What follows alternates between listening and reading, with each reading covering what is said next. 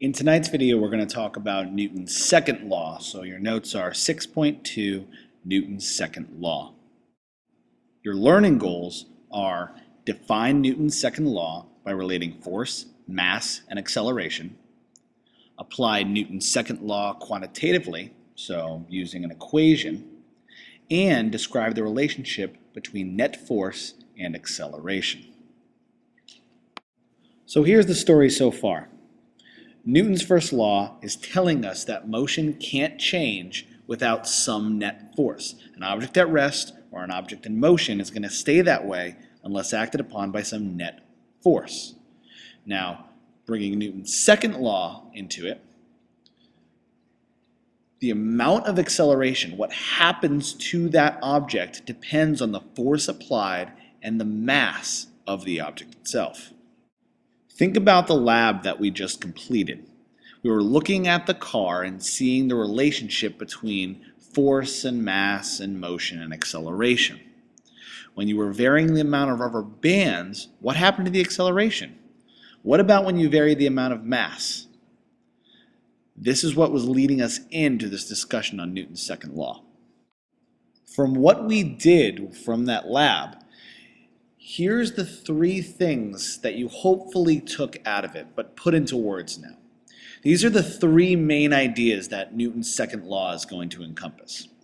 The first is that acceleration is the result of unbalanced forces. So you knew from Newton's first law that some net force and unbalanced force is going to cause a change in motion. Think about that for a second. A change in motion, a change in speed. What is that? It's acceleration. The other two, a larger force makes a proportionally larger acceleration. Well, that makes sense because when you increased the amount of rubber bands or the force, the acceleration went up. That's what proportional means. When one goes up, so does the other. Or one goes down, so does the other. Number three, that opposite side one, mass. When you increase the mass, acceleration went down. So we call it inversely proportional, meaning as one goes up, the other goes down. Think of inverse relationships. So our second law says that acceleration is proportional to force. Again, if force is increased or decreased, acceleration is also going to be increased or decreased in the same factor. This means if you double the force, you double the acceleration. You triple the force, you triple the acceleration. You half the force, you half the acceleration. Whatever happens to one, the same thing is going to happen to the other. It's also important to note that because force and acceleration are both vectors and that they're proportional to one another, that if the force acts in a certain direction, the acceleration is going to act in the exact same way.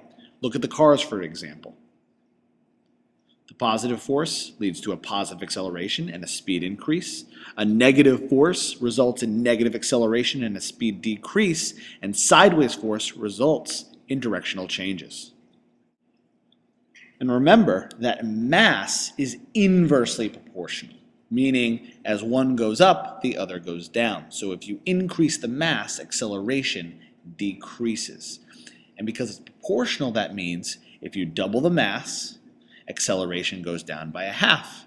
If you triple the mass, acceleration goes down by a third. This proportional and inversely proportional relationship is summed up in an equation. Probably one of the more important equations of the entire year. That is A equals F over M. It's more commonly known as F equals ma. Force is mass times acceleration. And that's how you'll typically see it. I like it in this orientation though, because it puts the proportional and inversely proportional nature of force and mass right in front of you. And I'll explain more about that exactly in class, but it has to do with the fact that force is on top of that fraction and mass is below. This diagram here explains it pretty concisely. Up in the top you can see a man pushing a cart with a box in it. He's applying a force with a certain mass and he gets an acceleration. In the bottom left you can see that you have the same mass but more force, so you get more acceleration. Proportionally the same. And in the bottom right, the same force is in the top, but much more mass, so you get far less acceleration.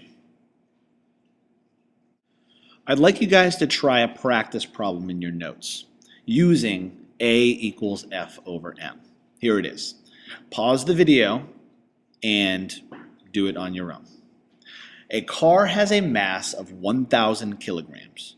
If a net force of 2,000 newtons is exerted on the car, what is its acceleration? So we're looking for the car's acceleration, and we're given that mass is 1,000 kilograms and the net force is 2,000 newtons. It's very important that it's the net force, and I'll talk about that more in class.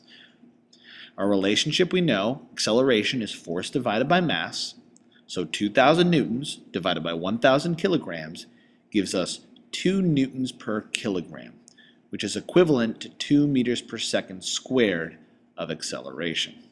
And we'll talk about in class a little more about that units and why it happened the way it did. So have a good night, everybody, and I will see you in class.